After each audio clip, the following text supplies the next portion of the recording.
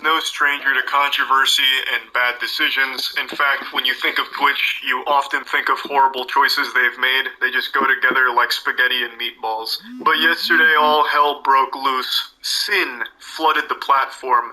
An event occurred that was so big that it forced Twitch's hand to take action, and it led to yet another embarrassingly goofy display from the platform, and they're beginning to reach levels of silliness we only thought possible in fantasy movies. I'll break it down, though I'm sure you've already heard by now. Yesterday, it was just an innocent Thursday afternoon, we're all doing our best to praise the Lord in our own special way, and then a streamer went live and had sex on Twitch. And that's not super unusual. If you scroll down far enough in the just chatting category, you can always find porn. So that's not exactly triggering the DEF CON alert system or anything, just a pretty fucking ordinary day on Twitch. However, when Twitch banned the user, they only banned them for 7 days. On TikTok. So I joined in her TikTok live. Then I asked her the $1 million question. I know why, but how long are you banned for? 7 days. What the? 7 days. Now, why is this situation such a big deal? She broadcast her visit to Dr. Dick and Balls and got banned for it.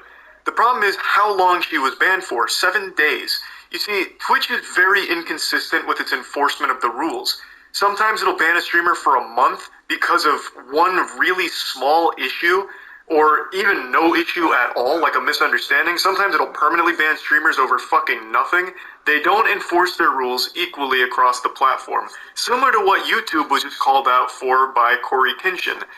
Twitch, for a long time, has always been really inconsistent with its enforcement of their rules.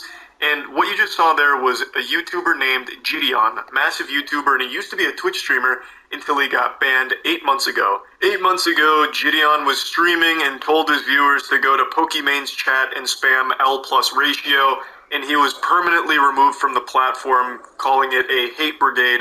And it's been 8 months now. Gideon's apologized. Him and Pokimane are on good terms, as I understand it, but he is still gone. Yet, this girl orders a hot dog extra wiener on stream and only receives a 7-day suspension.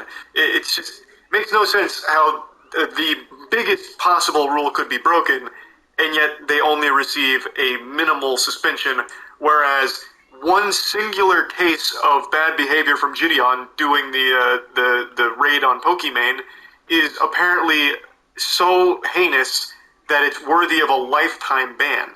The punishments don't fit the crime. Clearly the rules are not being enforced the same way. And in Gideon's video, he brings up a lot of other examples of Twitch either playing favorites or just coming up with the most inexplicably stupid decisions for their bans. And one of them he brings up is one that I've talked about quite a bit. It's the infamous case of a streamer going live and then spreading her butthole and pussy at the camera.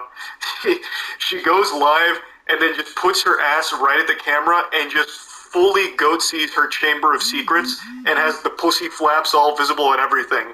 And just does that for 15, 20 seconds, something like that, and then goes offline. Claimed it was a mistake thinking she was on a different platform. She only received a 3-day ban. Hopefully you can understand why people are questioning these decisions and scratching their head wondering what the fuck is going on. And you can probably also understand why Gideon, as well as other streamers who have been banned in the past, are rightfully upset. Gideon broke a rule. You would have expected him to get a suspension of maybe 7 days or something.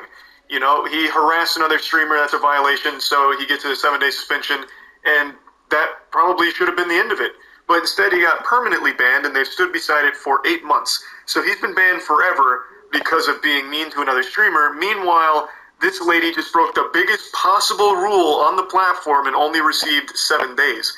This doesn't add up. These aren't making sense. I want to myself and shoot people at Twitch HQ, right? They extend her ban, obviously, to a perma. She wrote an apology letter to Twitch, and this is Twitch's response. After reviewing your case, we confirm that the correct enforcement was issued. However, given the details of your case, including the remorse expressed in your appeal, we have decided to reduce your suspension duration. This is another strong example Gideon gives of the questionable policy enforcement from Twitch. This comes from a streamer named Narcissa Wright, and If you're familiar with that streamer, you know the whole story surrounding her and her mental health. And it's overall a very sad situation, but I think this case is a very important one to talk about in regards to Twitch and their policy enforcement. This streamer made a public threat to hurt themselves as well as shoot up the Twitch headquarters in response to a temporary ban they had received. After making that public threat, they received a permanent ban. And after making an apology to Twitch, she then got the duration reduced to 22 days. Well, why was her apology accepted and reducing her suspension time, whereas Gideon's apology didn't do shit, they just wiped their ass with it? It's not making sense. Gideon's offense was much less severe than fucking on camera, getting your fucking back blown out, and also making terrorist threats about shooting up the goddamn company.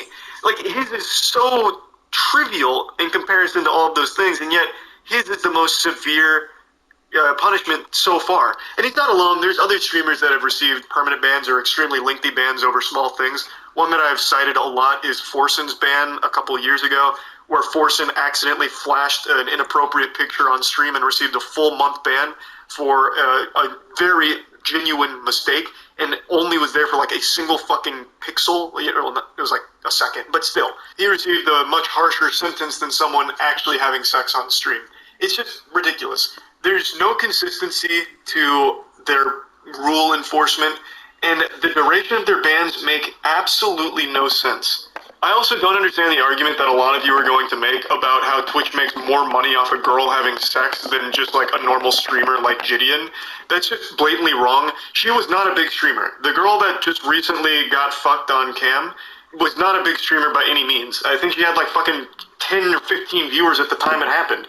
I don't even know who reported her, to be honest. I imagined at that point it's just friends and family watching, so I don't even know how the fuck it even became like a big enough deal that Twitch stepped in. A lot of this shit just flies under the radar on the site. But anyway, she wasn't a huge streamer. She wasn't making Twitch tons and tons of money or anything like that. And she's not like a big figure outside of Twitch either. You know, she has like 800 followers on Twitter. I don't know what she's got on TikTok or anything, but she is not like this huge money-making machine for Twitch. So then why are they doing everything to defend her, like stepping in front of the bullets and everything for her? A 7-day ban is nothing. That's not even a slap on the wrist. That's barely even a light tap on the bottom. You know, that's like a very, playful slap on the keister, if anything. That's nothing. It's almost encouraging her to continue to do this because it helps inflate her, OnlyFans numbers or something.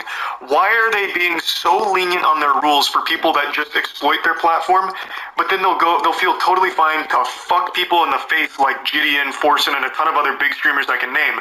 Those are the people that are actually making Twitch money. They're big streamers, they have a big following, and yet they're the ones that are scrutinized the heaviest by the platform, whereas the ones who are just having sex on it aren't even getting punished, really. It doesn't make sense. It has nothing to do with money, clearly, because if it did, then they'd be doing everything possible to protect the bigger streamers, and they'd be a lot stricter on people like this girl who had sex. But it's the opposite. They're doing everything possible to be lenient with the girl having sex while hurting the bigger streamers when they do even the slightest infraction. Very, very shitty situation all around, just a totally fucked situation. I wanted to talk about it a little bit because I don't understand where Twitch is coming from here at all. And yeah, that's about it.